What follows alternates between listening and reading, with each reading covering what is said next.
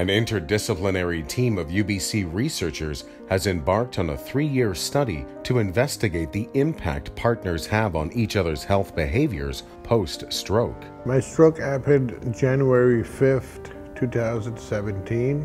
The reason of the stroke was blockage in my arteries. My whole left side was totally paralyzed. I was in a wheelchair. Stroke survivor Robert Morissette is learning to live with the ups and downs of life after the stroke. A good day is when I could do some baking and cooking and enjoy it and spend some quality time with my wife. The bad days is when I have a seizure, because now I have seizure every second day. The next day he's really tired. He's really sore because the body curves and all of his ribs get really, really sore. Sandra Wasserman has been looking into ways to learn more about their health behavior since the day of Robert's stroke. I had gotten in touch with UBC to get in contact with us if there's anything with regard to Robert for a stroke. They were invited to participate in the Pulse study on everyday health behaviors at the Health and Adult Development Lab at UBC. And then when I heard about the study, I said that's a perfect fit for us because we're both involved. The main goal of the study is to understand how partners shape each other's health behaviors after a stroke and how they contribute to each other's health.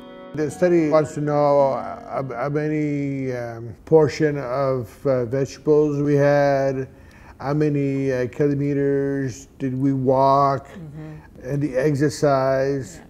And the study always asks how your partner is. Which you is like good. That part? I like that part. I liked it too, actually. You're observing the other person and what they're going through in their daily activities. It just made you more aware and made you more connected, I think, actually. The study was very beneficial, I think, for both of us, really. It woke us up in a couple of areas, and that's what's good. Yeah, it was a wake-up call. Over the course of 2 weeks, participants complete daily questionnaires and their physical activity is monitored. Through the study, I realized how important it is, the exercise. We do a lot of walking, which is good. And we did more after the study. And now he's walking at the pace that I walk, which is a fast clip. And we don't like saunter around, we actually walk, it's an exercise. We walk together, and then I walk on my own. And then he's walking with the caregiver. So he gets quite a bit of walking in. For me, it's a mainstay. And it was nice to see the more activity that he was doing, the better he was feeling, and the movement really helped. The Pulse study also focuses on the diet of the participants. It's a good study for me.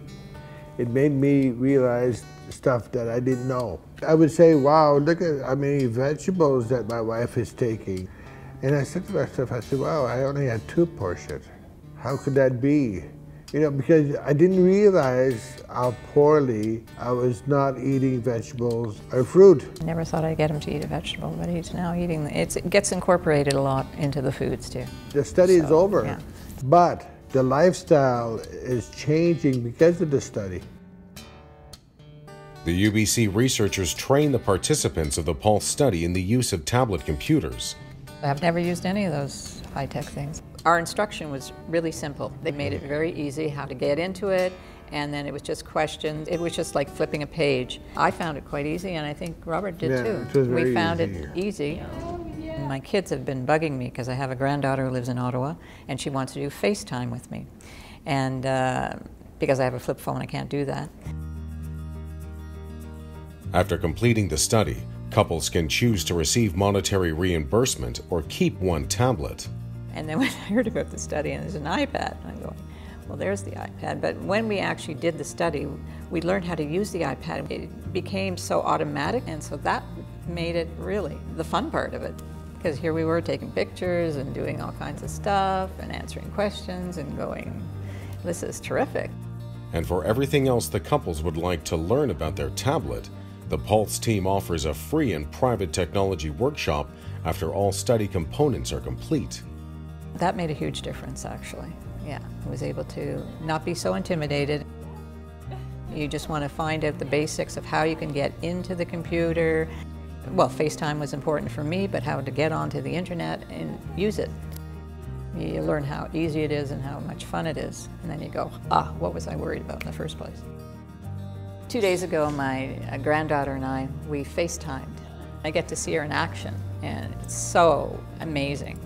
Robert and Sandra feel great about their participation in the Pulse study. I absolutely recommend that you take part in the study. If you have an opportunity like this, don't pass it up. The benefits are, they're plus, plus, and plus. You're getting the interaction with your partner. The study is the best. It forces you to get out there and do things. I would recommend this study to everyone who had a stroke. And plus it's fun, and you do want fun. Couples with at least one partner being a stroke survivor from all across British Columbia are invited to participate in the study. The Health and Adult Development Lab at UBC can be reached at 604-822-3549 or pulse@psych.ubc.ca. For more information, visit the Pulse Study website, ubcpulsestudy.wordpress.com.